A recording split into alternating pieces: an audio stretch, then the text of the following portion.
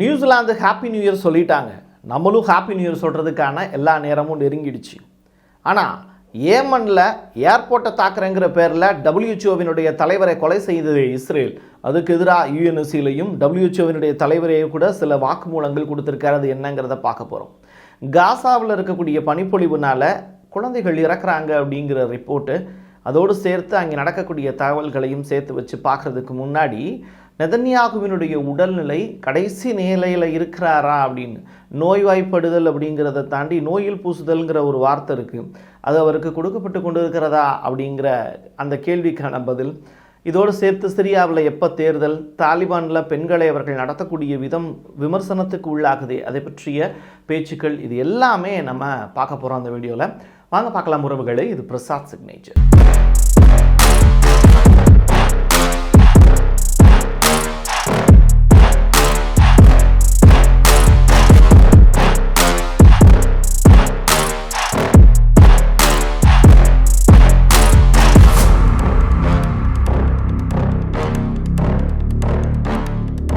7 நாட்களாக கடந்த ஒரு வாரமாக ஹவுதிகள் எங்களை போட்டு துவச்சு தும்சம் பண்ணிக்கிட்டு இருக்காங்க, யாராவது கேட்குறீங்களா அப்படின்னு இஸ்ரேல் என்ன பண்ணியிருக்காங்க, UNSCயில் போய் முறையிட்டிருக்காங்க.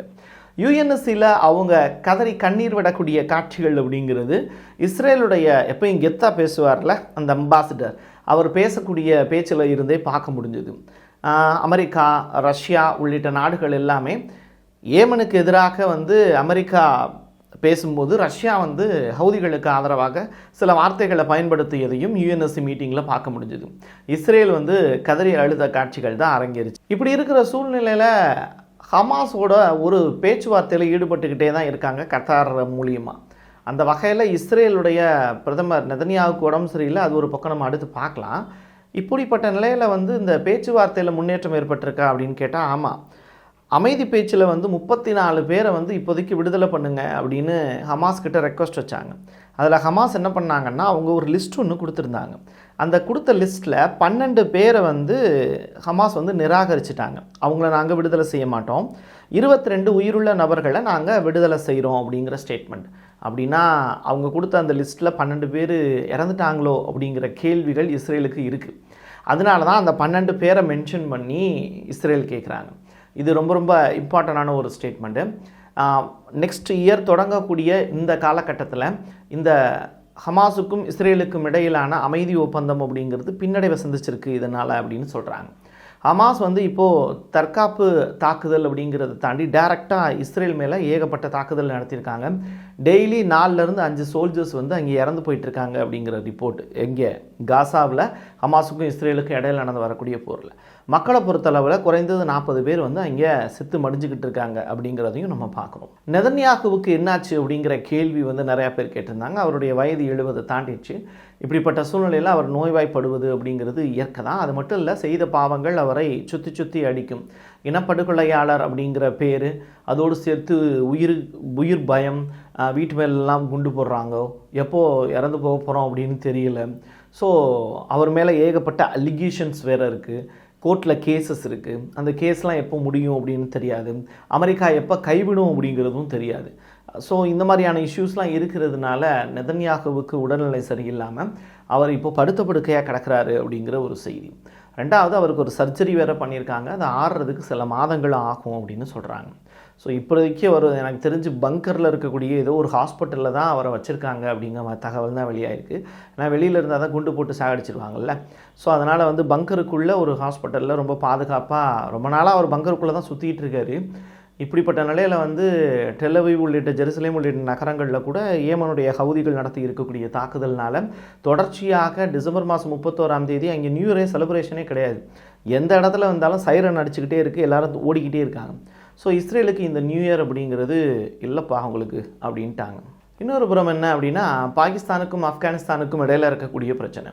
இந்த TTP இருக்காங்கல்ல எங்கே ஆப்கானிஸ்தானில், அவங்கள குறி வச்சு பாகிஸ்தான் நடத்திய தாக்குதல், திருப்பி ஆப்கான் அரசு அது எங்கள் மீது நடத்தி இருக்கக்கூடிய தாக்குதல், என்னுடைய மக்கள் 40 பேருக்கு மேலே செத்து போயிருக்காங்கன்னு சொல்லிட்டு பாகிஸ்தானுடைய மலைப்பகுதியில் பாகிஸ்தானை நோக்கி முன்னேறுறாங்க ஆப்கான் படைகள். ஸோ இதில் பாகிஸ்தானுடைய புறக்காவல் நிலையம் ஒன்று கைப்பற்றப்பட்டிருக்கு. இதனுடைய வெற்றி கொண்டாட்டத்தை தாலிபான்கள் பெரிய அளவில் கொண்டாடுறாங்க. அந்த காட்சிகள் எல்லாமே நீங்கள் ட்விட்டரில் பார்க்க முடியும். முழுக்க முழுக்க பாகிஸ்தானுடைய மலைப்பகுதிகள் இருக்குல்ல, அதில் எல்லாமே தாலிபன்கள் ஆக்குப்பை பண்ணிட்டாங்க அப்படின்னு சொல்கிறாங்க. ஸோ பாகிஸ்தான் ஆப்கானிஸ்தானுடைய மலை குன்றுகள் எல்லாமே இப்போது ஆப்கானிஸ்தானுடைய வசமாயிடுச்சு அப்படிங்கிற ரிப்போர்ட்டு கிடச்சிருக்கு. சிரியாவில் என்ன பிரசாத், ரொம்ப நாளாக சத்தமே இல்லாமல் இருக்காங்க, எலெக்ஷன் வைப்பாங்களா அப்படிங்கிற கேள்வியை நிறையா பேர் கேட்டிருந்தீங்க. நானும் அதை வாட்ச் பண்ணிக்கிட்டே இருந்தேன். அந்த வகையில் வந்து அவர் ஜொலானி அவர் வந்து ஒரு பேட்டியில் சொல்லியிருக்கார். அந்த பேட்டியில் அவர் கொடுத்துருக்கக்கூடிய விஷயம் அப்படிங்கிறது, இப்போதைக்கு சிரியாவுக்கு தேர்தல் அப்படிங்கிறது சரிப்பட்டு வராது அப்படிங்கிற ஸ்டேட்மெண்ட்டை சொல்லியிருக்கார். அப்போ எப்போ இங்கே எலெக்ஷன் வைப்பீங்க, ஜனநாயகம் அப்படிங்கிறது இங்கே மலராதா அப்படின்னு கேட்டால், ஒரு 4 வருஷம் போட்டும் அப்புறம் பார்த்துக்கலாம் அப்படிங்கிற மாதிரியான ஸ்டேட்மெண்ட்டை சொல்லிட்டாங்க. இப்போதைக்கு இங்கே சர்வாதிகார ஆட்சி தான். அது மட்டுமல்ல, அமெரிக்காவிடமிருந்து கிடைக்கக்கூடிய உதவியில் தான் அடுத்த 4 ஆண்டுகள் அவங்க நகர்த்த போகிறாங்க அப்படிங்கிற செய்தி. இப்போது நீங்கள் எங்கே ஆரம்பித்து எங்கே போய் நிற்கிறீங்கிறது தெரியுதா? முதல்ல வந்து இஸ்ரேலுக்கும் ஹமாஸுக்கும் இடையில நடந்த போரை பற்றி பேசணும். அடுத்து ஹிஸ்புல்லாவுக்கும் இஸ்ரேலுக்கும் நடக்கக்கூடிய போரை பற்றி பேசணும். ஈரானுக்கும் இஸ்ரேலுக்கும் இடையில நடந்த போரை பற்றி பேசணும். இது எல்லாமே அமுங்கின உடனே அப்படியே சத்தமே இல்லாமல் ஹவுதிகள் மட்டும் தொடர்ச்சியாக இஸ்ரேலை அடித்துக்கொண்டே இருக்கிறார்கள் அப்படிங்கிற செய்தியும் பேசணும். ஹவுதிகளை ஜெயிக்க முடியாத அமெரிக்காங்கிற வரைக்கும் பேசிகிட்டு இருந்த நம்ம இப்போ அடுத்த ஸ்டேஜ் சிரியாவை பற்றி பேச ஆரம்பிச்சிட்டோம். ஸோ இப்போ முழுக்க அந்த ஸ்டேஜுங்கிறது சிரியாவை நோக்கி இருந்தது. சிரியாவிலேயே ஆட்சி மாற்றத்தை கொண்டு வந்தோடனே காசாவை எல்லாரும் மறந்துட்டாங்க. ஸோ மக்களுடைய மனதில் இந்த வல்லாதிக்க நாடுகள் எப்படி வந்து ஒரு விஷயத்தை திணிக்கிறாங்க, எதை நோக்கி கொண்டு போகிறாங்க அப்படிங்கிறத நீங்கள் புரிஞ்சுக்க முடியும். ஏன்னா ஹிஸ்புல்லாவுக்கு ஆயுதங்கள் போகிறதே சிரியாவை தாண்டி தான். ஸோ ஈரானை பிளாக் பண்ணுறதுக்கான எல்லா வேலைகளையுமே அமெரிக்கா இந்த ஜெலனி குரூப்பை வச்சு செஞ்சு முடிச்சிட்டாங்கங்கிறத மட்டும் நீங்கள் புரிஞ்சுக்கிட்டீங்கன்னா ஓகே. இஸ்ரேலில் பென்குரியன் ஏர்போர்ட்டில் கனமழை பெஞ்சுக்கிட்டு இருக்குது. அதே நேரத்தில் காசாவில் கடுமையான பனிப்பொழிவு இருக்குது. இந்த கடுமையான பனிப்பொழிவுனால் பிறந்து இருக்காங்கல்ல குழந்தைங்க, அவங்க இறந்து போயிட்டுருக்காங்க. ஒரு நாளைக்கு 3 குழந்தைகள் வந்து பார்த்திங்கன்னா இறந்து போயிட்டுருக்காங்க அப்படிங்கிற ரிப்போர்ட் அங்கேருந்து வெளியாகிருக்கு. இது வந்து யுனிசெஃப் உள்ளிட்ட அந்த முக்கியமான அமைப்புகள் எல்லாமே இதை பற்றி எந்த விதமான பேச்சுக்களும் பேசாமல் இருக்காங்க. எதற்காக இந்த லெபனானில் இருக்கக்கூடிய அந்த யுனெஸ்கோ பாரம்பரிய சின்னங்களை எப்படியெல்லாம் வந்து இஸ்ரேல் தகர்த்தாங்களோ அதே மாதிரி அந்த பாரம்பரிய சின்னங்களுக்கு ஓனர்களாக இருக்கக்கூடிய இந்த குழந்தைகளையும் அடுத்த தலைமுறையினரையும் இந்த காக்க வேண்டியது யுனிசெஃபினுடைய கடமை. அதை அவங்க செய்யலை.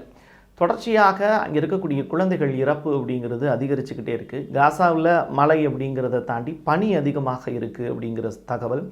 அதனால் செத்து மடிந்து கொண்டு இருக்கக்கூடிய குழந்தைகளை காப்பாற்ற யாராவது வாங்க அப்படின்னு பெற்றவங்க கடந்து கதறி அழுகிறாங்க. உலகத்தில் இப்போதைக்கு வந்து இந்த டிசம்பர் 31 அன்னைக்கு சியர் சொல்லிக்கிட்டு இருக்கக்கூடிய அந்த ஐரோப்பிய நாடுகளுக்கு செவிகளில் அந்த சத்தம் கேட்கவே இல்லை. ஏன்னா பெற்றோர்கள் கதறி அழக்கூடிய சத்தம்ங்கிறது காசாவிலேயே அவங்களுடைய அழுகையும் புதைக்கப்பட்டு கொண்டு இருக்கிறது. ஒன்ஸ் அகைன் ஜேர்னலிஸ்ட்டு கடந்த வாரத்தில் மட்டும் 5 பேர் இறந்து போயிருக்காங்க. இப்போது வெஸ்ட் பேங்கில் லேட்டஸ்ட்டாக ஒருத்தர் இறந்து போயிருக்காரு.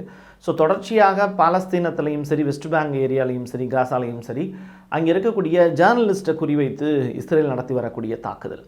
அப்போது தெளிவாக குறி வச்சு தான் அவங்க அடிக்கிறாங்களா அப்படின்னு கேட்டால் ஆமாம், பக்காவாக பிளான் பண்ணி அங்கே இருக்கக்கூடிய ஒரு செய்தியாளர்கள் கூட உலகத்திற்கு உண்மை செய்தியை கொண்டு வந்து சேர்த்துடக்கூடாதுங்கிறதுல மட்டும் இஸ்ரேல் தெளிவாக இருக்காங்க. WHO தலைவர் டெட்ராஸ் சொல்லியிருக்கக்கூடிய விஷயம் உலகத்தையே ஆச்சரியப்பட வச்சிருக்கு. அவர் பேசியிருக்கக்கூடிய பேச்சுக்கள் தான் இன்றைக்கி ஒரு ஹாட்டான ஒரு நியூஸ் அப்படிங்களா. ஏன்னா யூஎன்எஸ் மீட்டிங் நடக்குது, இஸ்ரேல் ரொம்ப சத்தமே இல்லாமல் வாசிக்கிறாங்க. ஏமன்லேயே வச்சு WHO தலைவரை டெட்ராஸை வந்து கொலை செய்வதற்கு இஸ்ரேல் முயற்சி செய்ததா அப்படிங்கிற கேள்விகளை நம்ம கேட்டிருந்தோம். அதுக்கு டெட்ராஸினுடைய பதில் என்னவா தெரியுமா இருந்தது? இஸ்ரேல் வந்து மொசாட் வந்து எவ்வளவு துல்லியமான அமைப்புன்னு எல்லாருக்கும் தெரியும். அப்போது WHO தலைவர் ஒரு ஏர்போர்ட்டில் இருக்காருங்கிறவா தெரியாத அளவுக்கு அவங்க தாக்குதல் நடத்துகிறாங்க. அதெல்லாம் வந்து ரெக்கார்டாக வந்து அவங்க எங்கே போகிறாங்க, என்ன பண்ணுறாங்க அப்படிங்கிற ஷெட்யூல்டெலாம் கொடுத்து தான் வந்து ஒவ்வொரு நாடுகளுக்கும் தகவல் போயிடும். முக்கியமான தலைவர்கள் ஒரு இடத்துக்கு போகிறாங்க, அதுவும் ஏர்போர்ட்டில் இருக்காங்க அப்படின்னா அந்த இடத்த தாக்கவே கூடாது. அப்போது WHO தலைவர் டெட்ராஸையே கொலை செய்வதற்கான முயற்சி எடுத்தாங்களா அப்படிங்கிற கேள்விகள்லாம் அந்த இடத்துல முன்வைக்கப்பட்டுக்கிட்டு இருக்கு. டெட்ராஸினுடைய பதிலும் இஸ்ரேல் செய்வது என்னவென்று அவர்கள் தெரிந்துதான் செய்கிறார்கள் அப்படிங்கிற ஸ்டேட்மெண்ட்டை பதிவு செஞ்சுருக்கார். இதை விட ஓப்பன் ஸ்டேட்மெண்ட்டாக WHO தலைவர் சொல்ல முடியாது. சொன்னார் அப்படின்னா இப்போவே வந்து கொலை முயற்சி உள்ளிட்ட விஷயங்கள்லாம் செய்கிறாங்க. அடுத்து மொசாட் என்னன்னாலும் செய்வாங்க இல்லையா. எப்படி ஹனியே அவர்களை வந்து அவருடைய இடத்துல வச்சு அட்டாக் பண்ணுறதுக்கு பல வருஷமாக பிளான் பண்ணி ஈரானில் வச்சு முடிக்கிறதுக்கான பிளான் பண்ணாங்களோ. ஏன்னா ரஷ்யாவில் வச்சு அடித்தா பிரச்சனை, இந்த பக்கம் வந்து ஈரானில் வச்சு அடித்தா ப்ராப்ளம் இல்லை அப்படிங்கிற மாதிரியான ஒரு பிளான்லாம் போட்டு கரெக்டாக வந்து ஏசி ஒர்க் ஆகலை அது இதுன்னு சொல்லிட்டு ஏகப்பட்ட பிரச்சனைகள் இருந்து அதற்கு பிறகு துல்லியமாக அந்த ஏசிலாம் ஆன் பண்ணி தெளிவாக அவர் ரெஸ்ட்டில் இருக்கிற அந்த நேரத்தில் நைட்டு 1:30 மணிக்கு போல் ஹனியை அடித்து தூக்கியிருக்காங்க. ஸோ இப்படி துல்லியமாக தாக்குதல் நடத்தக்கூடிய மொசாட் வந்து இஸ்ரேலில் இருக்காங்க அந்த அமைப்பு. அப்படிப்பட்ட அமைப்பு ஏர்போர்ட்டில் வச்சு WHO தலைவர் இருக்கும்போதே அட்டாக் நடத்தியிருக்காங்கன்னா அவரை காலி பண்ணணும் அப்படிங்கிற பெருத்த ஒரு நல்லெண்ணத்தோடு அந்த வேலையை செஞ்சுருக்காங்களா அப்படிங்கிறத இஸ்ரேல்கிட்ட தான் கேட்கணும். நியூ இயர் ஸ்டார்ட் ஆகிடுச்சு. இது ரிலேட்டடாக அமெரிக்காவிலேருந்து ஒரு ஆய்வு ஒன்று நடத்தியிருக்காங்க. அதில் மக்கள் தொகை எந்த அளவுக்கு இருக்குது இன்றைக்கி இருக்கிற தேதியில் 2024 முடியும் போது அதில் 8.9 பில்லியன் மக்கள் வந்து இன்றைக்கி இருக்கக்கூடிய உலகத்தில் இருக்காங்க. 141 கோடி மக்கள் வந்து இந்தியாவில் இருக்காங்க. ஆனால் காசாவில் இருக்கக்கூடிய மக்களில் 50,000 பேர் நெருக்கி வந்து இறந்து போயிட்டாங்க அப்படிங்கிற ரிப்போர்ட். ஸோ இதுதான் இங்கே ரொம்ப இம்பார்ட்டண்டானது. தாலிபான்களுடைய பேச்சுக்களும் இப்போ பெரிய அளவில் பேசு பொருளாக மாறி இருக்குது. அவங்க கொடுத்துருக்கக்கூடிய சட்டங்கள் ஆப்கானிஸ்தானில் பெரிய சர்ச்சைகளையும் ஏற்படுத்தியிருக்கு. பெண்களுக்கு வந்து அவங்க வந்து பார்த்திங்கன்னா அலுவலகத்தில் பெண்கள் வந்து அந்த ஹிஜாப்லாம் போட்டிருக்காங்களாங்கிறத சரிவர ஆய்வு பண்ணணும். வீடுகளில் வந்து பெண்கள் இருக்கக்கூடிய வீடுகளில் ஜன்னலே இருக்கக்கூடாது அப்படிங்கிற மாதிரியான செய்திகள்லாம் இப்போ பேசிக்கிட்டு இருக்காங்க. அந்த நாட்டில் அவங்களுக்கு தேவையான உத்தரவுகளை அவங்க போடுறாங்க. அது பிற்போக்குத்தனம்னு நம்ம இந்தியாவில் இங்கே இருந்து நம்ம சொல்கிறவங்களும் இருக்காங்க. நான் கூட அப்படி தான் சொல்லுவேன். ஆனால் அங்கே உள்ள தேவைகள் என்ன இருக்குது, அங்கே இருக்கக்கூடிய சட்டத்திட்டங்கள் என்ன இருக்குது அப்படிங்கிறத விமர்சனம் நம்ம செய்ய முடியாது. அதை செய்தியாக மட்டுமே கடத்த வேண்டியது தான் என்னுடைய வேலை. என் கையெழுத்து என் மக்களுக்கானது உறவுகளே. மீண்டும் ஒரு பதிவில் சந்திக்கலாம். நன்றி, வணக்கம்.